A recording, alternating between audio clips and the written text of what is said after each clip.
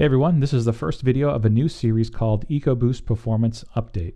The goal of this content is to keep EcoBoost owners, more specifically Bronco and Ranger owners, up to date about current or upcoming performance products.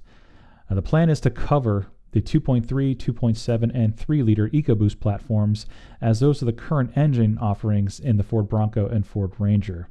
That said, there will be some overlap with other platforms as well.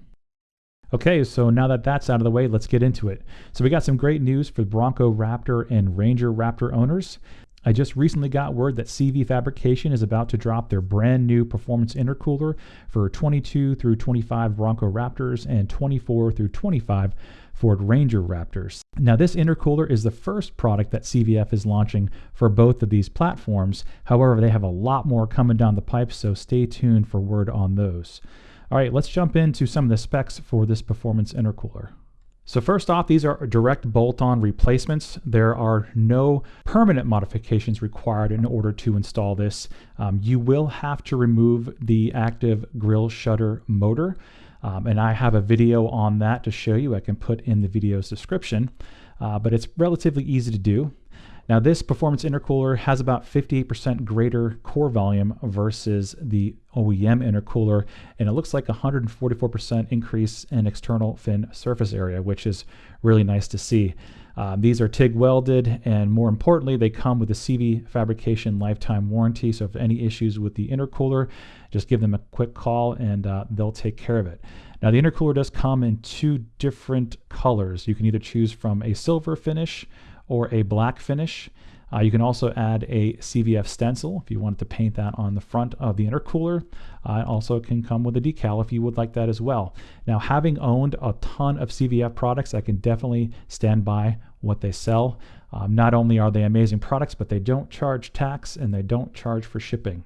So if you are interested in this intercooler for your Bronco Raptor or Ranger Raptor, you can actually use code FULLSPEEDFORDBRONCO to save an extra 5% on this intercooler, which makes the outdoor cost around $617 with free shipping and no taxes, which is a killer deal for a performance intercooler for either one of these platforms.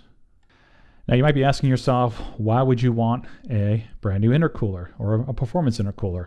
Well, for those of you who don't know, turbocharged vehicles tend to get heat soaked pretty quickly, especially ones with OEM intercoolers, and these two vehicles are no exception. Now typically in EcoBoost applications, when the inlet air temperatures reach in excess of 130 degrees Fahrenheit, the PCM will tend to pull timing and or boost, so your performance can drastically reduce over time. Now the main reason why you want to get an intercooler is not only to add some horsepower and torque, but mostly to keep the power and torque that you have, right? You want to keep those IATs in check. So especially in hotter climates, or depending on your driving situation or driving scenario, intercooler is going to help you keep that power that you have. Now, if you decide to install additional performance mods down the road, like downpipes, maybe charge pipes, maybe go custom tuning or bigger turbos, an intercooler is a must before installing any of those products. With that being said, I know there are a lot of folks that are buying the Ford Performance Tune for either the Ranger Raptor or Bronco Raptor, as it's a great bang for your buck when it comes to performance. And in my opinion, having an intercooler to go along with that is kind of a no-brainer. So if you're thinking about getting that tune, or if you already have that tune and you don't have an intercooler, this is going to be a must-buy in my opinion. Now, if you already have one or you plan to buy one, I can kind of show you how to monitor your inlet air temperatures. So the first thing you do once you get everything set up is you want to go to the data logging section from the main menu. Then you're going to want to select gauges, then press and hold any row that you see there. And then after you do that, you're going to navigate to the temp section.